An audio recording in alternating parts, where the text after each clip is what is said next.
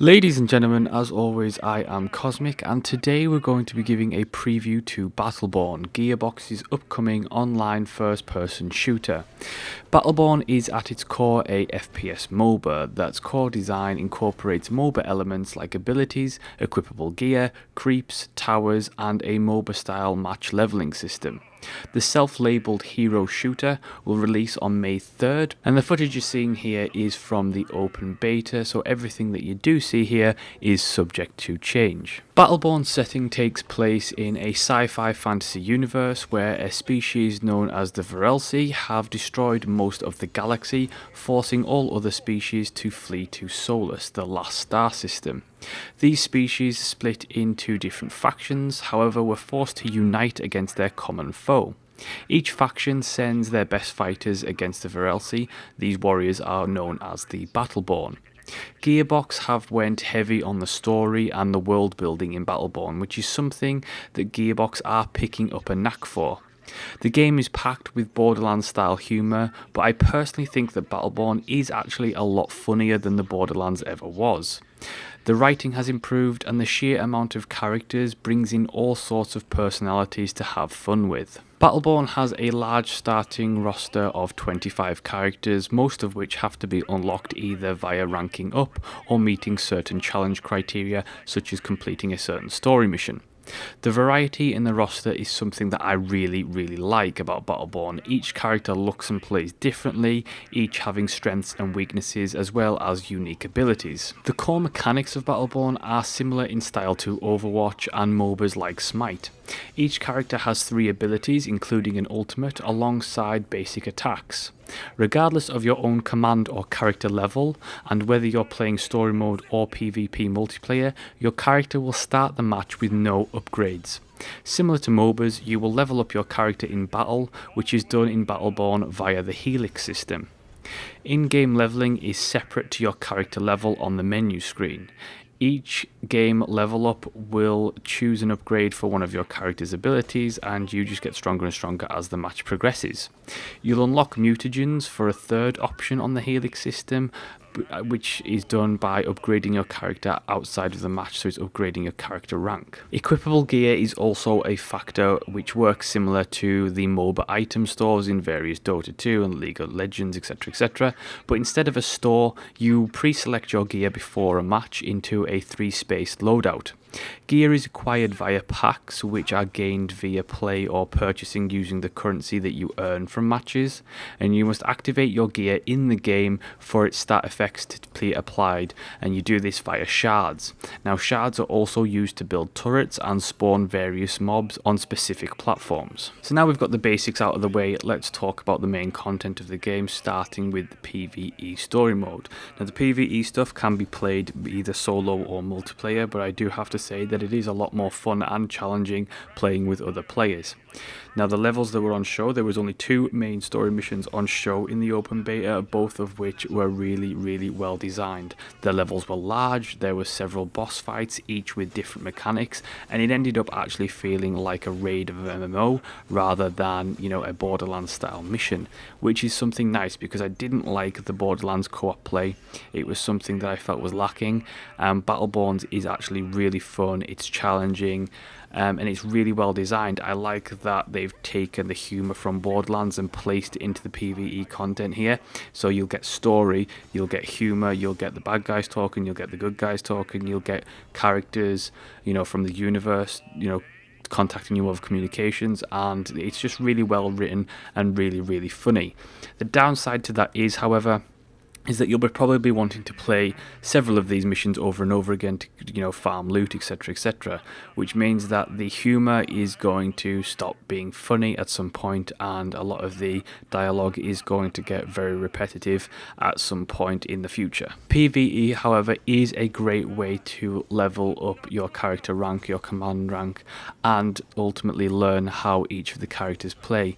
It's a great way to get gear outside of doing PvP, so if you don't want want to jump right in to PvP matches, you can go play the story missions, learn the game, learn the mechanics, learn how to play your character, and all the while be acquiring gear and loot for various things. And ultimately it's going to help you in the long run, because then you'll be able to jump into the PvE with a full loadout, and you're going to get a head start from someone who is starting the game and just goes straight into PvP without doing the PvE missions. Ultimately, the story mode was actually one of Battleborn's hidden gems and biggest surprises, because I was skeptical that it was actually going to be fun. I thought it was going to be very Borderlands-esque, and it turned around and was nothing like that, and was more of a traditional MMO raid in a first-person shooter setting, which was a hell of a lot of fun. It was a lot of fun to have the various mechanics in there and do the different things at each level. There were some really nice cinematic set pieces in there, and the whole thing was just a bundle of fun to play. Now, moving on to the PvP aspect of the game, you have 3 modes: Incursion, Capture and Meltdown. Now, Incursion is your traditional MOBA style match. It's about pushing creeps, defeating the 2 towers and ultimately winning the match. You have various mercenaries that spawn in that you have to defeat, and then you can recruit them to your team. And it's basically Dota 2, League of Legends, Smite in first person, and it is a lot of fun. I really like that mode. It is the mode that I've played the most and had the most fun out of. I do think the pacing of that particular game is a bit long. It does suffer from the traditional MOBA style match length, which is, it can take half an hour plus to actually win or lose the match. You can surrender. The downside to it actually is that whereas Overwatch allows you to consistently switch characters in the middle of a match to, completely switch up your tactics if you need to, you can't do that in Battleborn. You select a character and you're locked into that character for the duration. So if your team chooses a really bad team makeup, then you're stuck with that for 30 minutes plus, which is a real negative on this game. Capture works very similar to a domination match in a traditional first-person shooter. It's about capturing the points and killing the enemy, and that's all it's about. The most interesting PvP mode for me was Meltdown, where it's about each team has to basically escort their mobs and their creeps into the mouth of a volcano robot god, so that you gain points, and the first one to get the points wins the match, and the other one gets destroyed by the volcano god. And it's a lot of fun, and you are constantly getting talked to and shouted at by the volcano god.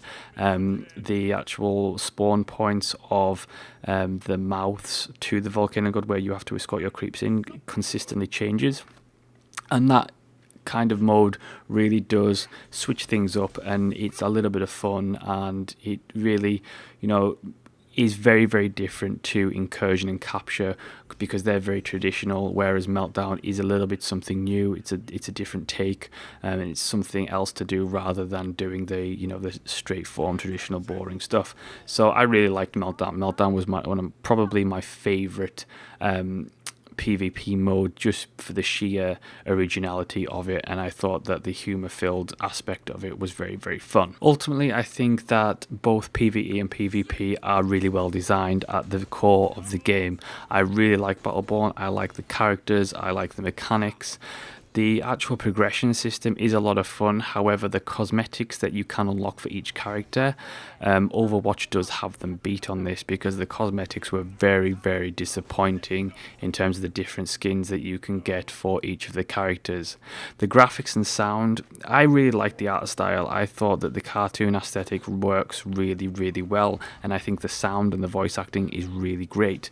The problem is that with the cartoon aesthetic that they've chosen, it is very vibrant, so all the colors are very vivid, and when you are in a PvP or PvE match and there is a lot of mobs on the screen and there's a lot of AoEs going down, the entire game looks really messy. It's just a vomit of color all over the screen, and it's very difficult to tell what's going on sometimes until you really get used to it and understand what everything is.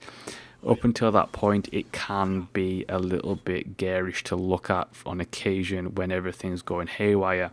I really like the aesthetic, I really like the vibrancy, but I think that some of it should have been toned down just a touch, just to make it not look so messy. And it's the same problem that Wildstar had, in the sense that they had this really beautiful cartoon aesthetic that was really vivid and vibrant, but everything just looked messy because there was so much vibrancy on the screen. It was like, where do my eyes go? Where do my eyes go? All I can see is just, like a Picasso painting of colour. It was just ridiculous.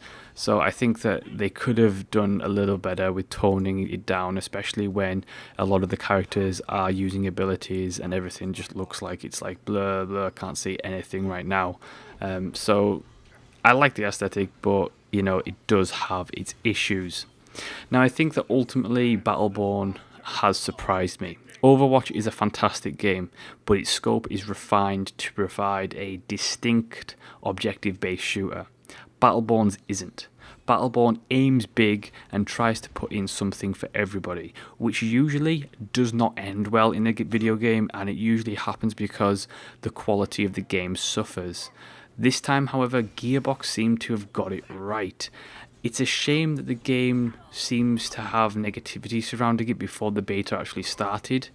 And I'm not sure if that's due to bad marketing or if it's just due to, this is like an Overwatch clone, even though they're very, very different games. But the game has completely changed my mind. If the quality remains as it is now for the final release and the rest of the content, then it's going to be a fantastic game. I was not a big fan of the Borderlands games, and thankfully Battleborn captures the good points of that series, but gets rid of things that I didn't like. For what's on show at the moment, I would say that the game is worth the price tag on launch.